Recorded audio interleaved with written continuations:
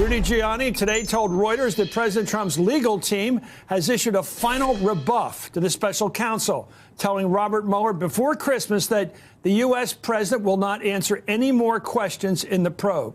As Giuliani told Reuters, as far as we're concerned, everything is over. Well, that means that Mueller must now either make do with the president's written answers submitted back in November or resort to a subpoena to ask any follow-ups. It comes as the Washington Post reports in a story breaking just minutes ago that a beefed-up White House legal team is gearing up to prevent President Trump's confidential discussions with top advisors from being disclosed to House Democratic investigators and revealed in the special counsel's long-awaited report. According to the Washington Post, the White House would could try to invoke executive privilege to keep portions of Mueller's report from getting to Congress and the public. Meanwhile, Vanity Fair reported yesterday that Rudy Giuliani recently told a friend that he expects Mueller's report to be, quote, horrific, close quote. I'm joined right now by Democratic Congressman Eric Swalwell, who sits on the House Intelligence Committee. So what do you make of this? They're going to go executive privilege. By that definition, we were just talking during the break, that means anything to do with obstruction of justice is off the table by definition. Because anything Trump said to anybody he works with is off the table. Right. And no president ever would be able to obstruct justice, and no Congress would ever be able to hold him accountable. It'd be basically for the history books when you read the archives when it's, made available. So anything Nixon said to H.R. Haldeman about using the FBI or the CIA to get the FBI out of the action wouldn't have been counted. Richard Nixon would still be in office if this stood up. Yeah. So he would have served for 4 more years. Okay, let's ask it. What about the couple big news items today? Rudy Giuliani saying no mas, no more answers. In other words, no live interviews with the president. That is not zero. That's not how somebody representing an innocent man would be talking. And if the president wanted to cooperate in the interest of the country who was attacked by a foreign adversary, he would say it would take wild horses to stop me from coming forward and talking about Mueller. But as we saw recently, with more and more evidence this week coming out that his campaign chairman was seeking to work with the Russians, he's not going to talk. Well, let's talk about that and scramble that. All along, we've been looking for,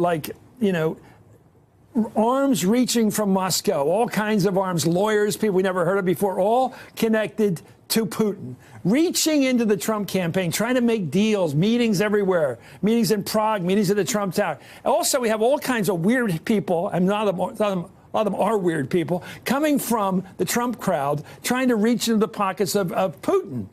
Yeah. Do you see in this latest connection, this thing about what we just heard now, do you think that Manafort connection where he's giving them poll data from the campaign, the Russians? They wanted to work with America's enemies, and they never turned down meetings. They kept offering more. Even the president standing at a press conference saying, Russia, you'll be rewarded if you further hack Hillary Clinton.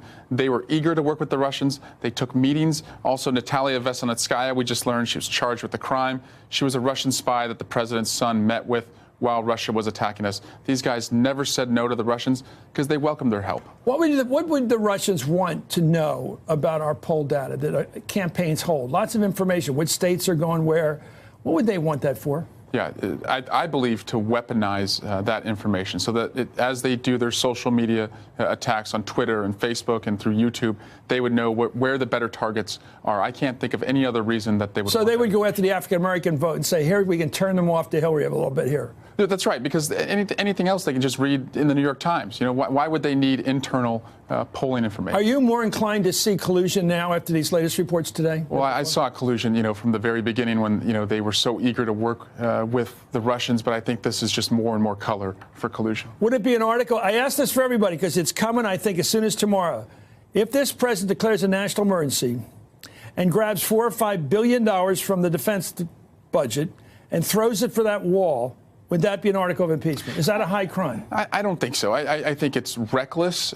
We would fight him in court. But again, I don't want to be reckless with impeachment. If we go for that extraordinary remedy, I want us to have, really an airtight case, bipartisan buy-in, and the American people to know. How do you stop him from doing it if you want to stop him? Well, you go to court and say that he hasn't made the case that's required.